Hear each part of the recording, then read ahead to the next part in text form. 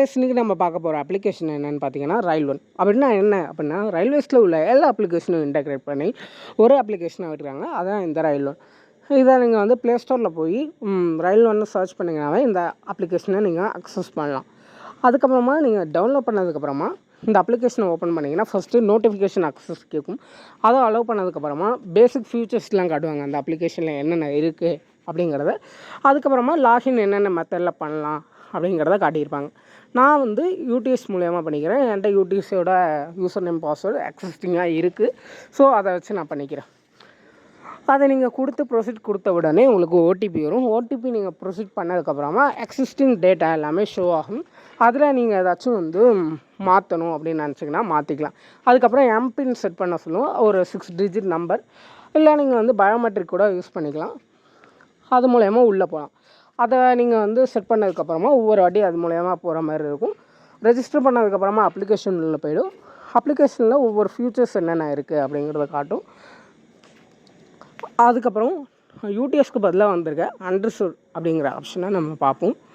இதில் வந்து out station and வந்து ஸ்டேஷன் அப்படின்னு 2 இருக்கும். அவுட் ஸ்டேஷன்னா என்னென்னா வந்து ஸ்டேஷனுக்கு வெளில இருக்கிறப்ப புக் பண்ணுறது. அட் ஸ்டேஷன்னா கியூஆர் இருக்கும் ஸ்டேஷனில், அதை ஸ்கேன் பண்ணி புக் பண்ணுறது அப்படிங்கிறது. ஓகேவா? இப்போ வந்து normal booking and seasonal booking இருக்குது. இப்போ நம்ம நார்மல் புக்கிங் தான் பார்க்க போகிறோம். முன்னாடிக்கும் ஒன்று வந்து இப்போ வந்து மாறி இருக்குது. அதை நான் என்னங்கிறத போக சொல்கிறேன். இப்போ ப்ரொசீட் புக் கொடுத்தீங்கன்னா உங்களுக்கு வந்து டிஃபால்ட்டாகவே வந்து மெயில் அண்ட் எக்ஸ்பிரஸில் இருக்கும். லோக்கல் ட்ரெயினில் போகிறவங்க ஆர்டினரி கொடுத்துக்கோங்க. அதுக்கப்புறம் அடல்ட் எவ்வளோ சைல்டு எவ்வளோன்னு கொடுத்துட்டு ஃபேர் உங்களுக்கு ஷோ ஆகும். அதுக்கப்புறம் புக் நோ கொடுத்தீங்கன்னா இப்போ பேமெண்ட் வந்து சிம்பிளிஃபை பண்ணிட்டாங்க, பார்த்துக்கோங்க. யூபிஐ கொடுத்துக்கலாம், வேலெட்டில் நீங்கள் ஆட் பண்ணி வச்சுக்கலாம்.